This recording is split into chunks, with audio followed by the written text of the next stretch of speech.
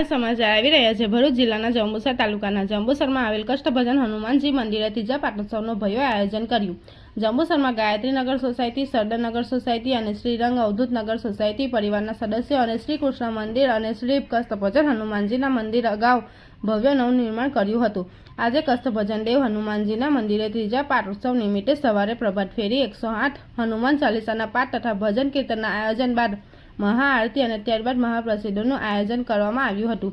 આ પાટોત્સવમાં ખૂબ જ મોટી સંખ્યામાં ભાવિ ભક્તો ઉપસ્થિત રહેતા સમગ્ર વાતાવરણમાં હનુમાનમય બન્યું હતું। શ્રી રાજેન્દ્રસિંહ ચૌહાણ સોસાયટી પરિવાર અને ભાવિ ભક્તો સાથે સહકાર બદલ આભાર માન્યો હતો।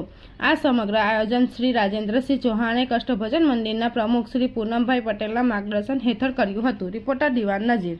જંબુસરમાં આવેલ રંગઅવધૂતનગર સોસાયટી, સરદારનગર સોસાયટી અને ગાયત્રીનગર સોસાયટીના પરિવારના સભ્યો દ્વારા બધાના સંયુક્ત સાથ સહકારથી આપણે આ બંને સોસાયટીમાં શ્રી કૃષ્ણ મંદિર અને હનુમાનજી મંદિરનું નવનિર્માણ આપણે કરેલું છે।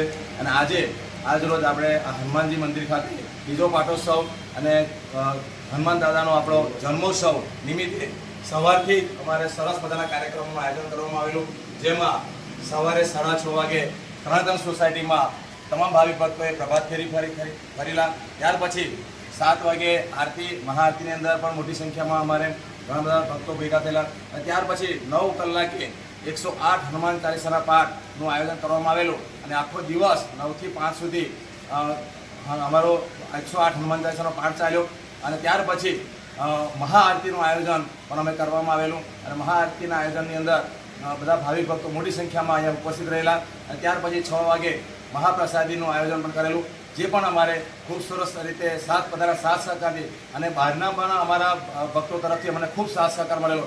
એ બધા ભક્તોનો પણ અમે આભાર વ્યક્ત કરીએ છીએ। 300 સોસાયટીના જે પણ અમારા પરિવારના સભ્યો છે એમનો પણ અમને ખૂબ સાથ સહકાર મળ્યો છે, એ બધાનો પણ અમે ખૂબ ખૂબ આભાર વ્યક્ત કરીએ છીએ। જેને પણ નામી અનામી જેમને પણ અમારા આ કાર્યક્રમમાં સાથ સહકાર આપ્યો છે એ બધાનો હું મંડળ વતી એઓનો ખૂબ ખૂબ આભાર વ્યક્ત કરું છું। જય શ્રી રામ, જય શ્રી રામ, જય શ્રી રામ।